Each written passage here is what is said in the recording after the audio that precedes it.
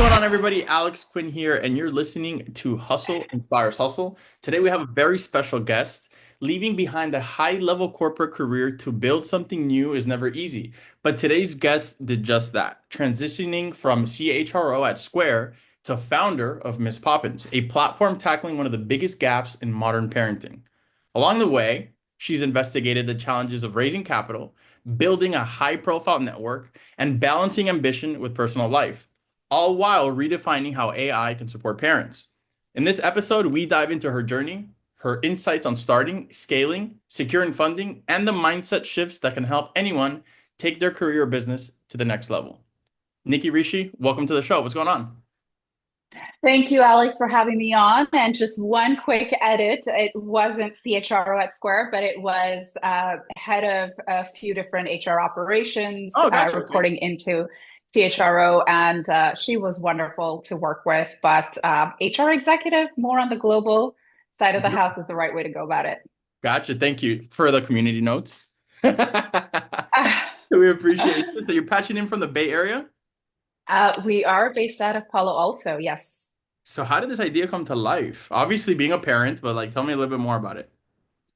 So the idea that we're referring to is Miss Poppins. It's a parent coaching marketplace platform. And I would say, like many good, solid startup ideas, Miss Poppins was born from personal pain. When I became a mom of identical twin boys during COVID, I realized that parenting today is an entirely different challenge than it was for past generations. Right. Us parents, everyone across the board, are overwhelmed, juggling careers and navigating a sea of conflicting advice. I spent hours, countless hours researching, talking to experts, and really trying to find reliable guidance. You're giving me a human being. How do I raise them? Like, what do I do? Why is there no parenting manual when you have instant gratification, instant access to everything? Why have we left the fundamental element of society behind, which is the parent raising the next generation? Yeah. It hit me. Why then isn't there a single trusted place that makes parenting easier? So I went ahead and built Miss Poppins. And what it is essentially an AI driven, expert backed platform. It eliminates the stress of modern parenting and brings real time, personalized support directly to families. When was the official launch? We startups are funny in a way where you do research, you do build the MVP, then you do the beta, and then you do the launch. So there's a couple of different launches, but we would look at it, the official launch as of a few months ago, late last year.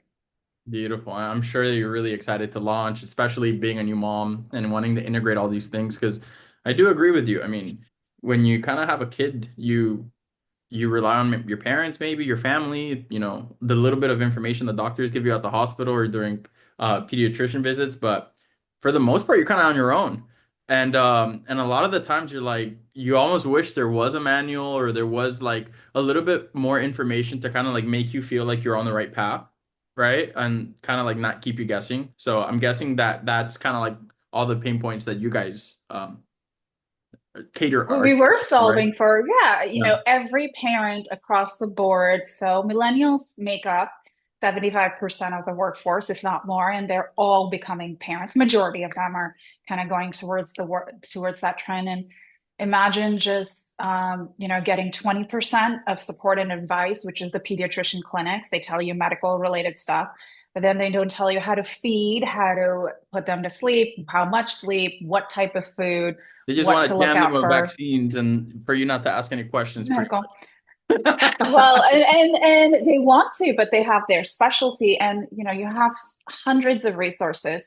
So what if there was a centralized place and it gave you essentially personalized strategy of exact step-by-step guide of how to raise someone month one, month three, how to take care of yourself, in your fourth trimester, which is postpartum. Postpartum depression is a thing. How do couples counsel? Because now all of a sudden you Hmm. are raising a child together and now you are two different people. So you are going through a transformation as a solo person, you are going through a transformation as a couple, and you're going through a transformation by transforming the life of a new person, and raising them. So yes, heck yeah, a manual needs to exist. Something more personalized needs to exist in one place, step by step, every single phase and challenge of this journey. And that's Miss Poppins. Have you ran this by like doctors you've spoken to or doctors that see your kids? What is their feedback? Uh, I know they're not very yeah, nice about new stuff, but like what have you heard?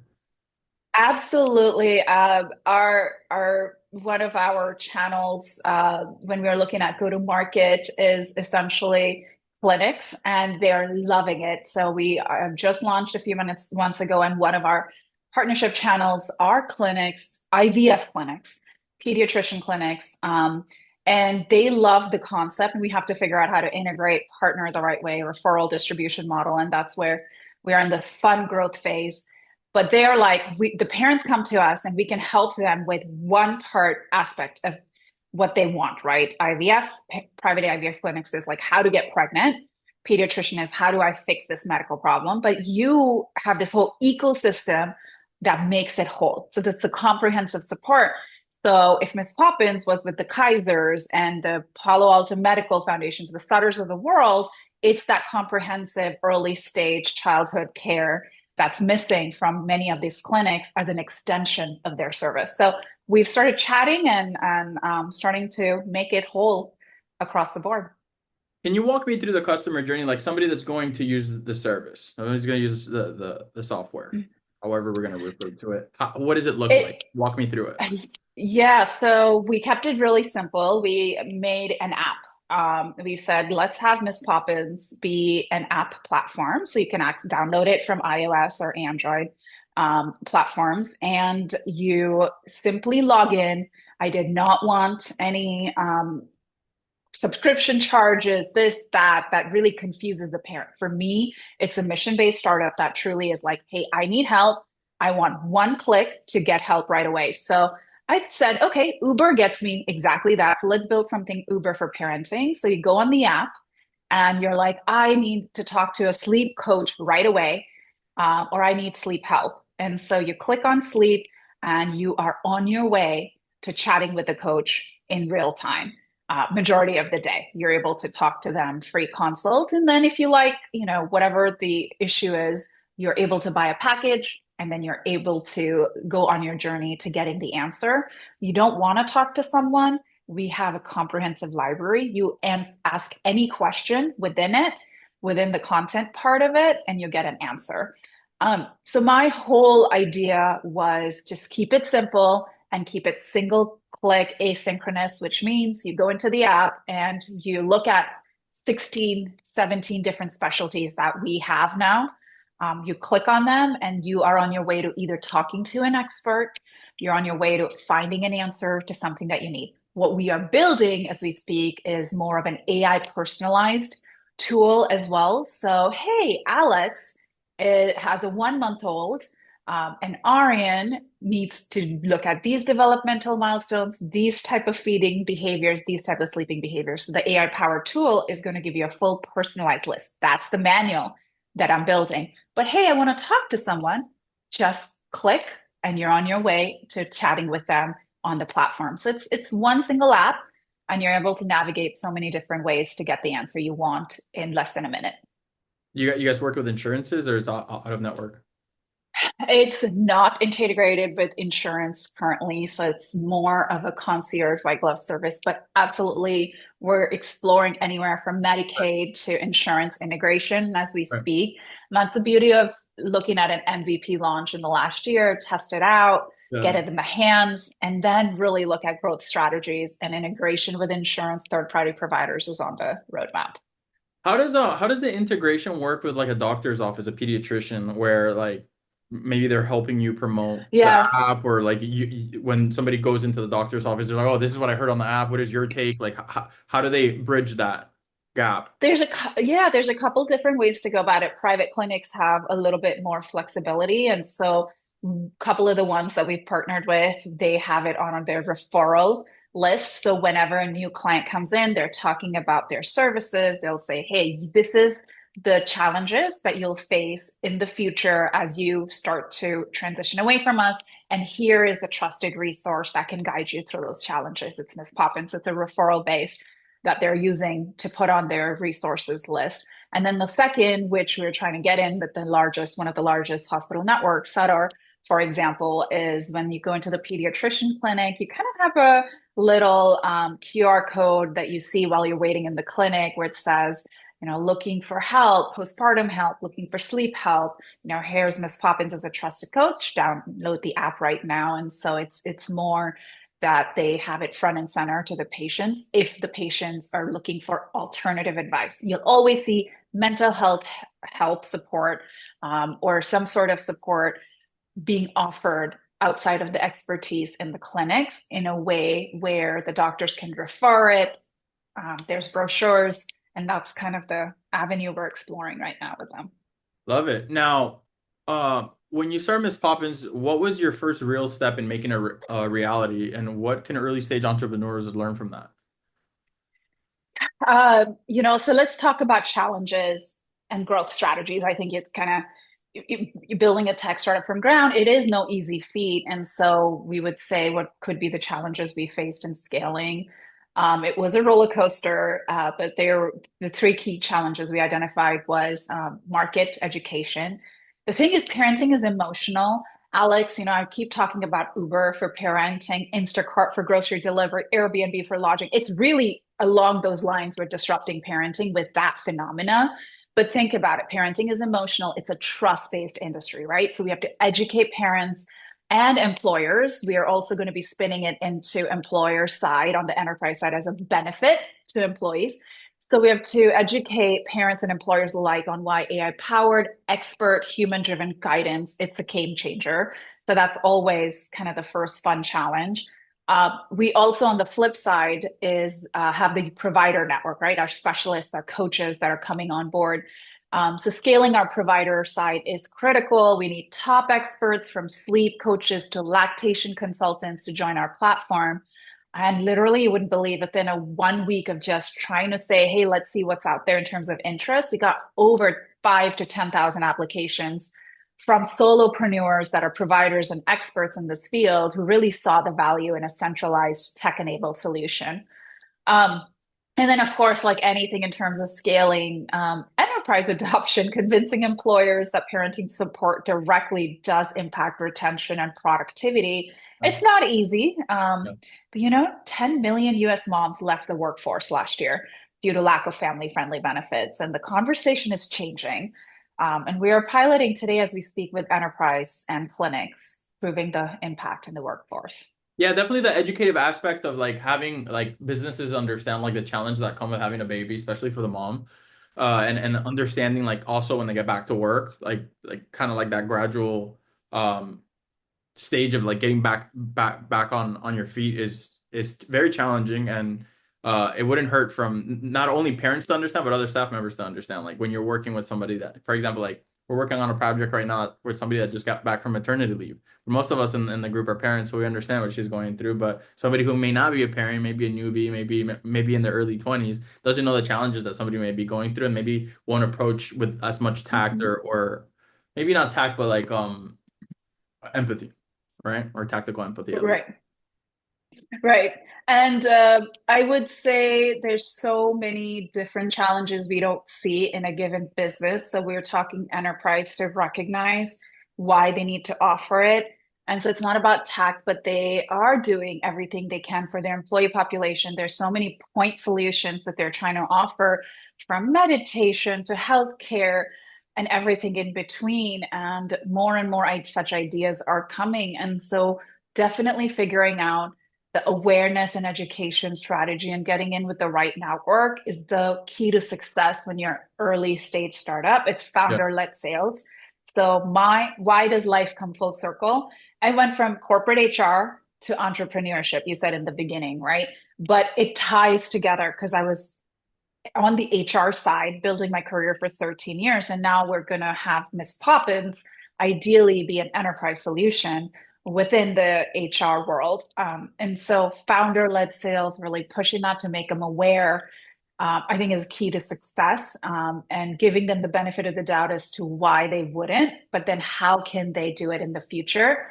It's a patience game at the end of the day. How has the adjustment been from, having a corporate job to being a business owner to at the same time as going through that transition, having twins? Um, I would say it was not difficult, but it was also not easy. It was somewhere in between. Um, you live and you breathe the purpose of your startup, which is why anything that you look online, they'll say, okay, you want to switch into your career pivot from something that you're doing to a purpose driven, to something that you're passionate about, but just make sure you're truly passionate about it. Because from morning to night, there are no weekends. There are no spring breaks. Like we were on a break with our twins, but I was plugged in. There's no Christmas really. I mean, yeah, you could have work-life balance, but I think that's really true on the corporate side. But as a startup founder or a business owner, the reality of the matter is that you're living and breathing this stuff. So the transition was beautiful in a way where I took the time off from corporate, focused, faced a problem, was passionate about the problem because it was a pain point. Fine, let's solve it. Pivoted to entrepreneurship to solve it.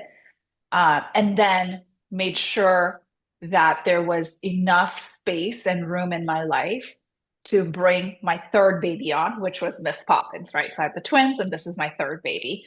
I thought And you were then actually really, talking about a third baby. it is a baby. It is So a it's baby. your It is third. a big baby. Startup is your baby and you're going to grow with it, and you better make sure that it is treated like your own child because it'll take up all the time along with the other kids.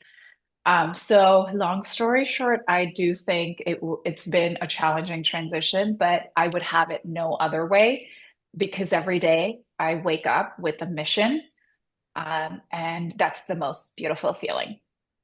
Love it. Thank you for sharing that.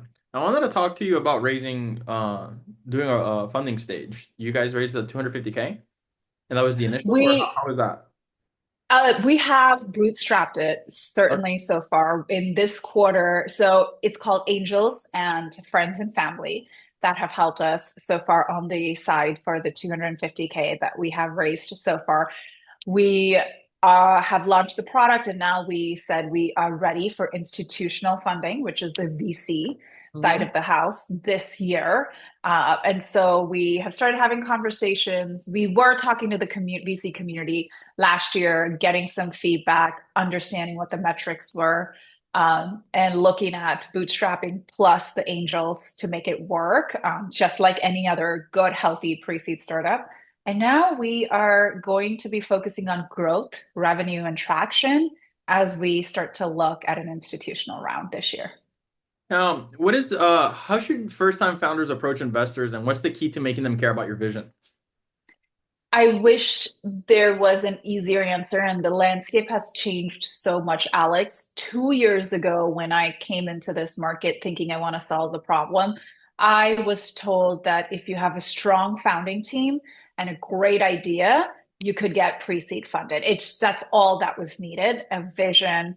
Yeah. And now it's shifted very much so with the advent of AI and so much that in the environment that has changed, The last few years, where yeah. we're in the last 2 years where you are still looking at the baseline. Is the founding team strong? Yes, the three of us, we have strong personas, and expertise, but then the product, as it were. But now it's actually shifted to, okay, well, we would like to also see What are the numbers? traction. We want to Yeah. see the stickiness. What are the numbers? What's the revenue? Where is it sticky? Is it going to scale? And that's pre-seed side, where it was like, hey, I have an idea on the paper. It still actually happens. Mhm. It happens for quite a few of the founders, while the female founders are still under 2% funded. But I know that's changing, and that's fantastic. The world is moving in that direction. But at the same time, they want more proof of product market fit that is honestly anywhere from 50K to 250,000 in revenue to even land a pre-seed deal, when that used to be seed, right? So pre-seed, seed, series A. Now pre-seed has shifted, and there's more stakes, higher stakes in the game. And so you really truly can't just build and say, let's get funded unless you have a strong network. If you have a strong network and a great network of VCs. I think it's still possible, but like majority of the founders that are coming in with deep expertise, tech expertise, a great network and good team, and an idea and a product, you still need to show a little bit of traction to get going.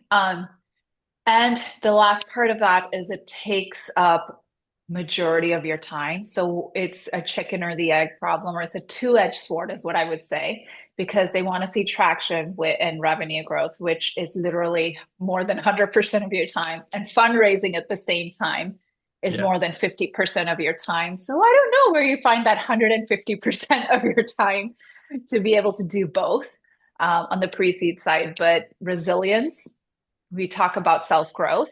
This is the most resilient part of your life to be an entrepreneur, and you'll figure it out. And those that don't fall off, and those that do make it to the end. So if someone listening today is preparing to raise their first round, what's the number one thing they should do before stepping into an investor meeting? Obviously, research about the investment firm. So there's two or three things. And I learned this after a couple of different conversations. One is understand, I mean, with so much perplexity, ChatGPT, everything available, information is at your fingertips, right? So understanding who you're talking to. Is it a partner? Is it an associate? And really, because mostly you will land an associate meeting, but then understanding the background of the firm and asking deep-rooted questions. What is their thesis? Is it in your industry? And then also researching what have they invested in? Have they invested within your industry in a similar idea or a competitor? You should Right. be able to find that information online. Come armed with data, right? Come armed with the information of what they focus on, who they are, who the partners are, and who they have invested in. So be prepared, because I'm not even going to like be prepared about your pitch deck and your slides and stuff. I think you can find all that information online, and that's basic Right. stuff. But really, that's baseline. You've done that. Then understand who the investor is, and don't go just through slides and pitch deck in your first meeting. Really form the emotional appeal and talk. Just have a Be a conversation person, right? from to a person, because they have to connect. They're having hundreds of meetings in a given week, and they have to connect. Are you a caregiver? Do you have children? Was it a shit show when you had a little one and you didn't know how to take care? Oh yeah, it was, right? It was hard. Now, what if someone was there, something was there that totally made the experience easy? You have connected with them on that emotional level versus, well, this is what we're doing and this is how we're disrupting, right? And I don't talk can at them, certain talk to them, right? More so. talk to them, have a conversation, then really be prepared. Talk about all the key points you need to hit, from purpose, mission, team, uh, TAM, SAM, SOM, all of that. Hit it, but first have the emotional element, then talk and converse. And then as a follow-up, ask the right questions of, when is the next partner meeting? Most of them have it on Mondays. How long is the deal cycle? Because then you'll know if they're interested, they'll move quickly. Most of them are 14 to 28 days. They'll move quickly. And then ask for, okay, after, are you presenting at the partner meeting if it was an associate you're having with? And then what's the next step, right? Because then you know how to keep the sales cycle tight. It's all about keeping it condensed and focused. And after the meeting, I typically follow up with the pitch deck, because they have connected to me at a human level. They know what we're building, and then they can look at the slides and the numbers. And I think that's kind of the best way Yeah. to approach as you're getting prepared for the VC Beautiful. world. I appreciate you sharing that. What advice would you give to someone who feels like they have to choose between ambition and personal life? Uh, when I was in HR, I would get asked the question is, how would you juggle work and family, or work-life balance? Hmm. And the way I would say is, let's rephrase the conversation and let's rephrase that. And it's not work-life balance. Call it work-life harmony. And that perspective shift is really going to make a difference. So if you are ambitious, that means you are in it for the hard cycle. You're in it for, gosh, a super busy schedule, but obviously personal priorities, wellness, self-care. It should always be one of your top priorities, right? So if you, instead of saying, I'm juggling ambition and personal care or wellness or family, what if you were to say, I figured out a way to harmonize the two and they coexist in harmony? I think there's certainly a way to do it with me, focusing on my four pillars every day with my kids, my husband. Our relationship time is key and important every single day at nighttime to talk and to have enough space and time to be able to do it. The third is my career, my startup, and the fourth is self-care and wellness. Really segmenting your day and intentionally making space, whether it's your calendar, gosh, calendar each one if you have to. It's doable. And that's how I think you can be in that harmony Yeah. versus say, I'm juggling the two. Yeah, because juggling is almost like exhausting. I like, Burnout. yeah, and then you're Yeah. just like running around like a crazy person. And harmony is more so like the word that people should be going for. I think it's all about organization because you'll find parents that have like 20, 12 kids, man, and they get a lot done. Um, and they have Yeah. hobbies and I had a podcast like a week ago with somebody named Craig Ballantyne. He's an author. And he was talking about like if he's a coach and he helps people out like make the best out of their business or career, their personal life. And one of the biggest things he talks about is like going to sleep on time, going to bed on time in order for you to start the next day on the right foot.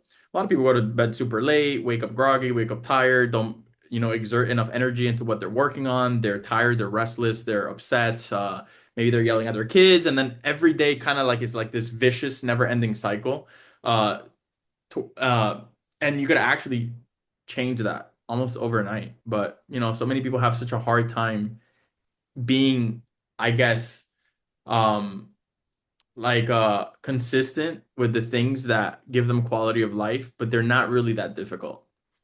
I think they call it the 5 a.m. CEO 5 a.m. club for a reason, is because the most successful people in the world follow that schedule. They do. I mean, yeah, you have the Elons of the world that say they need 3, 4 hours of sleep. I would definitely say wind down around 9, wake up at 5, start your day early, meditate, exercise, prioritize family, have good strategy time, and then execution time in a day, you're set for a very successful harmony of ambition and self care. I come from a family. Here's my family, Alex. My dad is an ex C-suite executive. My husband's a CEO. My brother's a CEO. My sister-in-law is C-suite as Yeah. well. And so Rumors. I, we've seen, I've come from that legacy. I live in it with everyone that's a high achiever and ambitious, and have gotten to that point. And for all of us, truly prioritizing the self-care elements, we learned it the hard way, and we are there, right? Whether it's Yeah. sleep, I really would think also look a little bit more into spirituality. Now we're kind of really shifting from tactical and technical more into wellness and looking inwards rather than outwards, right? Mhm. Uh, the biggest power No doubt. move, the biggest thing is meditation, whether it's even 5 minutes or 10 minutes.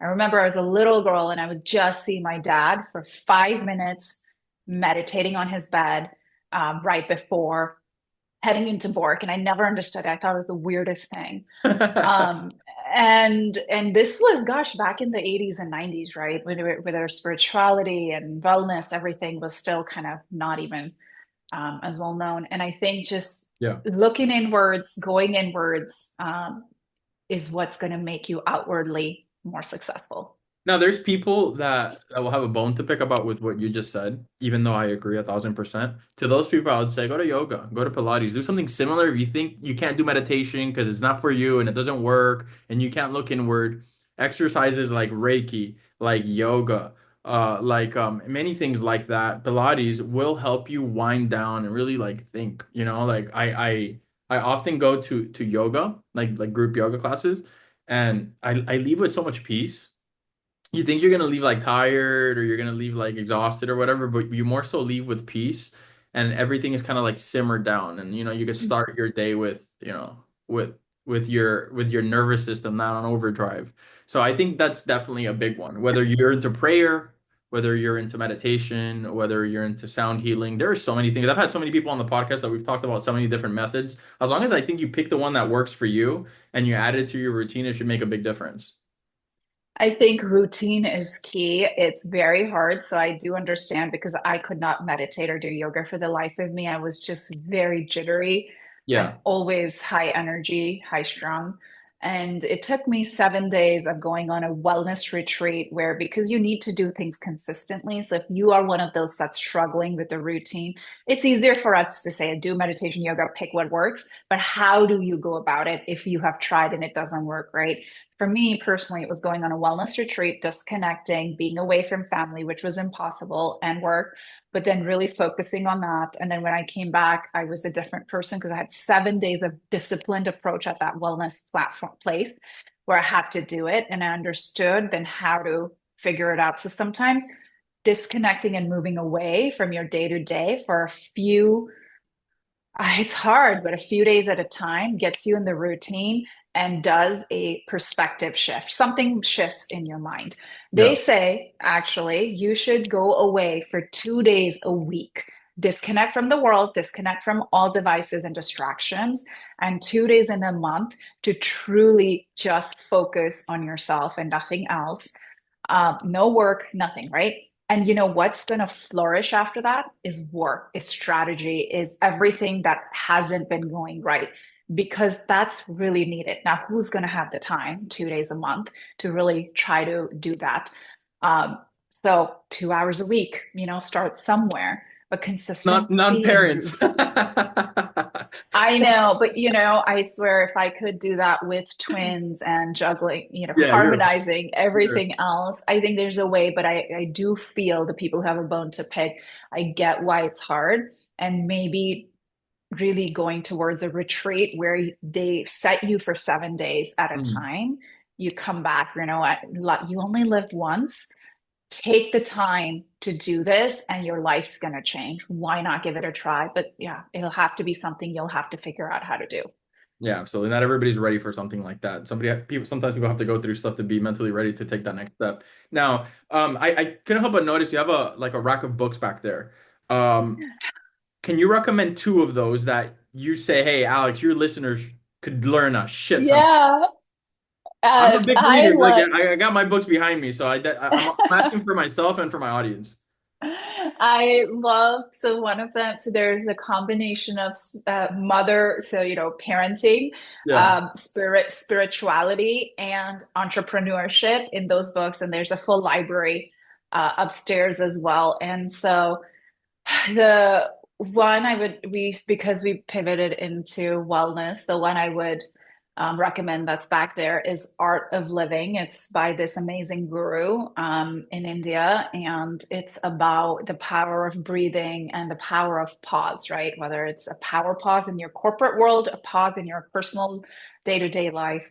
And really, it's the art of living. How are you living? Are you just working to live? Are you living to work? And so many different ways we can look at it, right? So I got that as a encouragement and motivation to have our tagline for Miss Poppins be the art of parenting. Mhm. Are you just, parenting for the heck of it and just going about your day? Or are you intentionally understanding how to parent? So that's one book, Art of Living, is what I would recommend. And then let's pick another one out of that. I would say is Legacy is another one. And I'll follow up with who the author is. I can't see from here. It's about how to truly build a startup, but in a way that scales and it becomes your legacy versus something that just gets acquired in a couple years. Because a lot of startup founders are going in the direction They of built the exit. Yeah. built to exit. So you're doing it, I guess, are you doing it for the money? Are you doing it for the thrill? Are you doing it for the ride? When I pivoted from a lucrative, profitable corporate HR career to zero, if not negative, on the entrepreneurship side, um, why did I do it? If money was a thing, gosh, I would not have done it. It was truly to be mission based, like I said. So, what I want to do is build a legacy. Miss Poppins as the global platform that is there, motivating every sex, gender, race to intentionally parent the right way and feel supported. And how do you build a legacy? That's another book. Beautiful. So, with that being said, how do you want to be remembered? Um,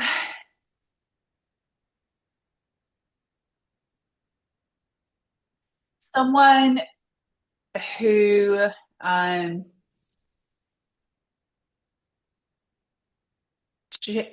was, gosh, okay, let's say was a force to reckon with, Hmm. but also changed the world with her legacy being Miss Poppins. And so I would want to be remembered as the yin and the yang that made a social impact by being a force to be reckoned with, if that makes sense.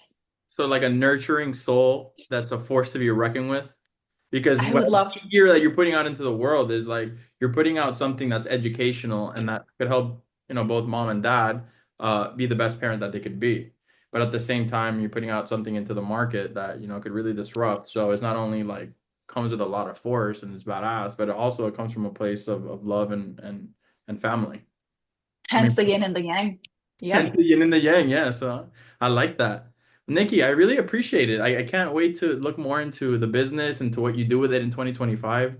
I'm really happy that you took the time to chat with us today. Um, Thank you, Alex. I hope that you could come back on in the future when you have big developments and we could talk all about it. But in the meantime, we're going to have this episode out on every streaming platform on our website, guys. So if you're listening and you have any questions, you want to look more into the business, you want to follow Nikki, go to hustleinspireshustle.com/podcast. Find this episode and you'll find everything on the show notes. Or if you're listening on a streaming platform, just go into the episode and you'll be able to see the show notes and links to everything we talked about here. Nikki, where is the best place to follow you? Where are you most active on social media? Well, if you're more on the professional social media side of the platform, you can follow me on LinkedIn under Maida Rishi and last name Rishi. You'll see me if you say Rishi at Miss Poppins. And then on social media, the best place, I actually have my own influencer model going under Know with Nikki, KNOWWITHNICKY. Alrighty, y'all. This is Alex Quin, Nicky Rishi, Hustle Inspires Hustle. See you on the next episode.